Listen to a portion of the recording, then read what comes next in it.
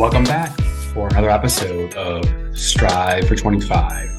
Joel Farrell here, and looking forward to sharing with you episode Strive 25. And I've got an unbelievable guest on today, Sean McNeely in Prince George's County, Maryland. And we go back a number of years here. And this fits into a couple of different parts of our show, the investment equation series and also the savings equation series. And so, real quick, Sean, we were talking just this week about, you flipping properties and working on your second flip and in process now. And the first one was successful. And, but that's not all. You have a 9-to-5 job and you got your realtor license, and you're also doing real estate. I'm still an agent as well too. So I'm still in and out of these houses, man. It's become just a way of life, man. Yeah. I mean, and you got a family, and you were just showing me your new dog. So you have a lot going on. So, for sure. First off, how did you get here? All these things that are going on, what was there something in your life or something that happened that made you say, you know what, this is what I want to do. This is the time to do it right now. What happened? What shifted? COVID shifted. That's what it was. Okay. I feel like a lot of people, they spent time with themselves in COVID, man, inside their heads. And, it was a lot of unknowns going on. Nobody knew what was going on. So when COVID hit, it was kind of like, okay, I'm working from home. These checks are still rolling in. The bills are still paid. But, like, there's got to be something else. There's got to be something other than this. I can't just sit in the house my whole life. Although I love sitting in the house, but I can't just sit in the house my whole life. So it's like, what am I going to do? So I just started researching about things I was already into. I'm already into real estate. I'm already an agent. I already have clients. I've already sold houses and settled and did all types of stuff. And I own a couple houses already. So I already have a rental property, and the property I'm in now, you were my man for that one. So I'm just sitting around just trying to figure out what's going on, man. So I'm on Facebook. I see a guy come across. He's out flipping houses, and this wasn't the first time. The first time I ran into a guy who was doing wholesaling. And I said, I'm going to be the best wholesaler ever. I realized I hate being on the telephone, and I got to be on the telephone all the time, or you're going to spend a lot of money. Trying not to be on the phone. You could buy all these programs to do all the calls for you, but the money. I'm like, all right, maybe this isn't for me. But I always knew I wanted to flip. I knew I wanted to flip 10, 15 years ago. I always wanted to flip properties. It was one of the biggest reasons why I got into real estate. I wanted to learn about this market so I could be successful in flipping it. So found a guy. He seemed like he was really cool and no nonsense, not a whole bunch of frills and thrills and stuff with this program.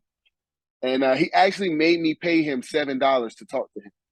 And I thought that was weird at first, but when he explained it to me, he explained it like, I weed out so many people with making them pay this $7.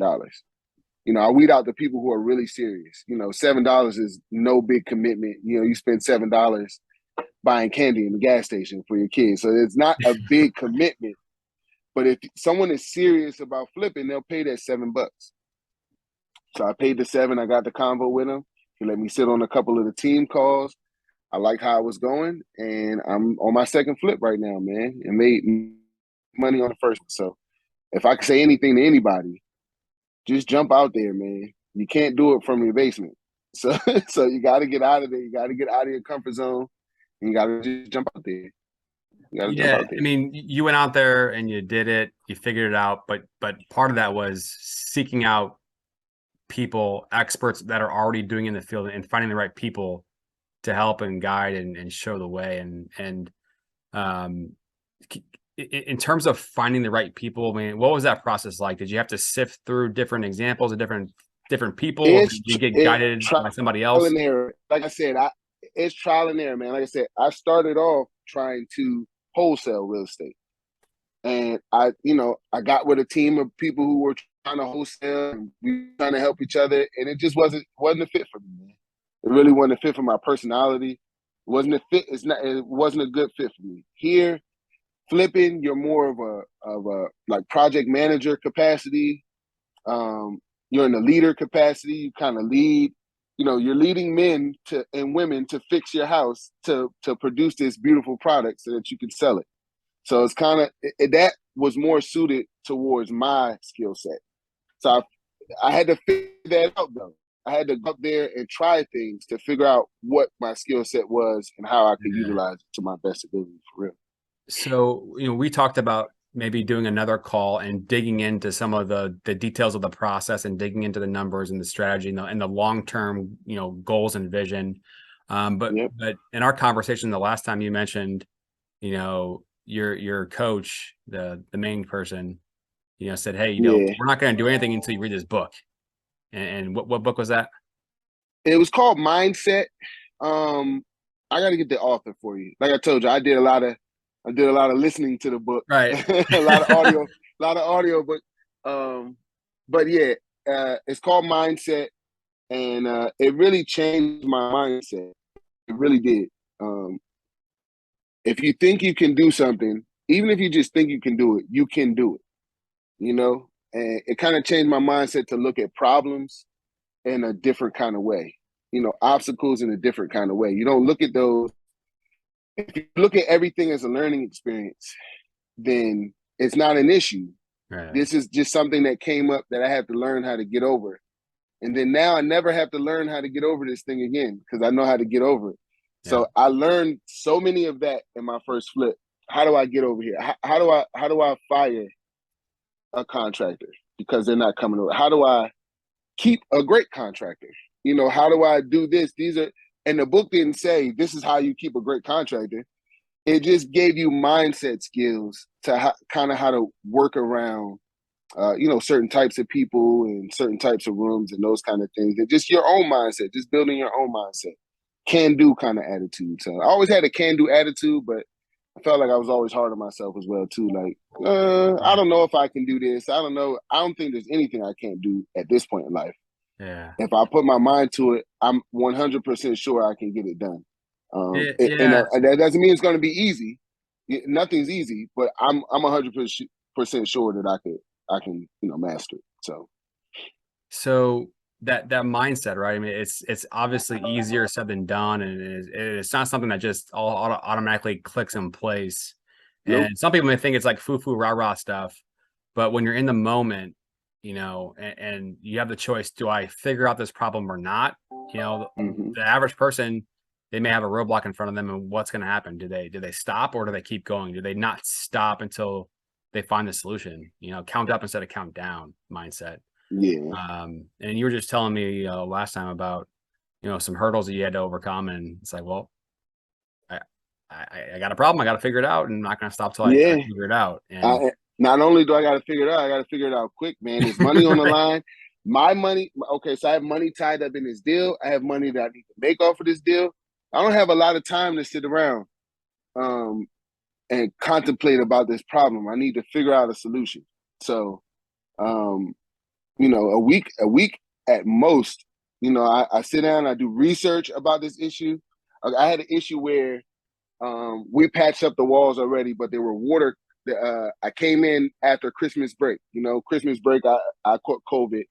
So I couldn't go to the house for like a week. I was in my bedroom for a week. So then when I was able to get back to the house, there was a puddle of water in the kitchen. I'm like, where the hell did this puddle of water come from? So we do quick. I had a guy working for me. He was a guy who was working, he was like kind of like a general contractor. I was paying him $25 a day, right? So I had all this stuff listed up for him to do, not 25, I'm sorry, $25 an hour. So he was making $200 a day. And I had a list of things for him to do. But when we walked in that morning, there was a puddle of water on the floor. So he was very handy with his hands. So we were able to cut the drywall out, identify where the problem was coming from, stop the problem, fix the problem, and then he came back the next day and patched it up. And then we were able to put everything back together. So that was a turning point for me in the flip, because if that would have happened to me just 3 months prior to that, 4 months prior to that, it took me 9 months to flip my first house. And this was in December. I sold my house in February. So this was like in the later stages of the flip. If this would have happened in May or June, I don't know what I would have done at that point, but I Yeah. had been through so many tests up until then. When I walked in and saw that water, it wasn't like, oh my God, I can't believe this is happening to me. Oh, woe is me. It was just kind of like, okay, what I need to do. Yeah. What are we doing, Tony? What are we doing today? How do we get this fixed? Like we got on it. We got on it right away. And we stopped what could have been an issue, could have been persistent issues. Yeah, man. That's such an mindset. interesting point in time, because you talk about mindset and what you'd have done 5 months ago versus at that point in time you handled it in a more proactive fashion, more experienced manner. Yep. And it's obvious, yeah, experience, changes the way you think, but practicing your mindset, practicing certain things that, it takes work to be able to get to that level, to the next, elevate your next level, unlock the next level. So, and that's some things we talk about here is, working on your mindset, practicing the mindset. And That's cool, man. that's something easier said than done. But if you know what it takes to be able to do the practice and do the work, it does make That's it. the piece. Yeah. And I'll tell anybody who ever listens to this, that's the piece to success. It's your mindset. It's how you think about yourself, how you think about what you're doing, and not what anybody else thinks. It's about what you think. You know how many people told me what I was doing was crazy, and you're not going to make any profit. You're flipping your first house. It's taking 9 months for you to do it. It's not. I got a lot of that, man, but they didn't get that check at the end of that flip either. And they weren't doing the work either. Very, very big check at the end of that flip. So no, Yeah. they didn't, and I did the work, and I'm a realtor, so I sold my own house. So I was able to save some money there as well too. But yeah, man, it's don't take other people into consideration. It's your mindset, not their mindset. Well, on the next call, I can't wait to be able to dig into some of the numbers and some of the more specific things that you learned and hurdles and overcame, and cool. to be able to really show some real world examples. And that's the thing I love about this, is that you're literally in the moment, I'm in it. process of I'm in building. my second flip right now. Yeah. I'm in my second flip. I'm working through getting permits. And, you find out each kind of municipality in Maryland, permits are done a little different. So I'm finding that out in real time. Did you see my my email on Laurel? Yeah. I did. Crosses over into 4 counties. Mm-hmm.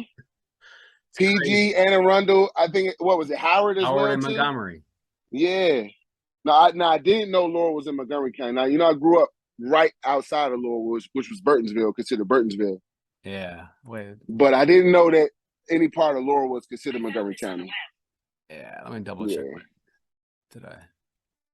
That's crazy. Montgomery, yeah. Anne Arundel, PG, Montgomery, and Howard. Yeah. And Howard. That's crazy. Yeah, man. So just think about that. If I buy a house that's in Howard County and Laurel, that's a different municipality than buying it in PG County or in Anne Arundel. So permit things are different for each one of those. The process is different. So now I'm learning. This process has taught me timelines. Okay, so when I'm acquiring a house, I can start this process now. I can start this permit process and not wait until I'm, a month into production into the house or whatever the case is. But, we didn't know. And that's the thing. You're not going to know. There's only so much you can read in a book. You got to figure it out, man. Yeah. That's it. You're not going to know. Don't be afraid to fear. Don't be afraid to fail. That was one of the biggest lessons from the book. Don't be afraid to mess up or fail or take an L. Don't be afraid of that stuff, man. Because there are no L's. There's only lessons. The only L that you get is a lesson, especially if you're in it for the long haul. Yeah. Then you'll learn. You're going to learn that, no, I can't do it this way next time. And you'll never make that mistake again. And you just make another mistake, a new mistake. And then you'll never make that mistake again. And then before you know it, I'm 40, 50 houses in, and they're flowing seamlessly. Yeah. And I'm one after another doing 2 flips at a time. My goal is to do 2 flips at a time and have 2 waiting. You mentioned so that I always have 4 houses in my pipeline. That's my goal, So I'm sorry. Yeah, what you say, Joe? You mentioned that your mentor had done over 1,500 flips in his journey, which is obviously remarkable. But it's pretty cool to be able to find a good person that you can learn from, learn the ropes from, and that's willing to really give like that. So that's pretty cool. Yep. And I tell you what's really cool about him is that, you know, we have a network. So we have a network of plumbers, a network of landscapers, a network of HVAC guys, you know, and we all kind of share our workers. We have our core group, but we all kind of share workers as, you know, we have a drywall guy in our group, that kind of stuff. But he doesn't give you the answers too. He makes you go get the answers, which is, I mean, you can teach me, like I always saying, teach me how to fish, teach me how to get to this money. Don't just show me how to get to it. Teach me how to get to it. Yeah. So we have a call twice a week, about an hour, 2 hours, and we all just sit on, go through project management kind of stuff. We look at new deals, see if this is a good deal, you know, those kind of calls. And we always ask questions. And a lot of times he says, have you researched this issue? Have you watched 10 hours of YouTube videos on this issue yet, on this plumbing issue? Have you picked up a book? Like, or are you just asking me to try to get a quick answer so you can do what you need to do? Because the win is in learning about it. That's the win. Knowledge is the currency, man. And of course, I know that. I have 3 degrees. I have a undergrad and 2 bachelor's degrees. I mean, 2 master's degrees. So I know the knowledge is the currency. You know, my knowledge has gotten me to my position at work. Obviously, it's those papers that I got that's gotten me this job. Well, I do a great job, but you know what I mean. Yeah. They saw that first. So you have a bachelor's. Oh, you have 2 masters. Okay, you're a career learner. You look like you're a career learner. Oh, so you're saying college does matter?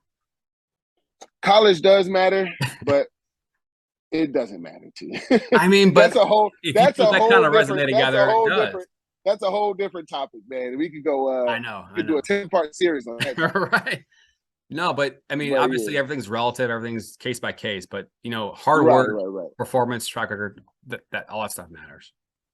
So. Yeah, and that's what I think it shows. I think it shows that you can complete something. I think it shows that you're hard work. You know, but the colleges cost too much. Let's just be honest.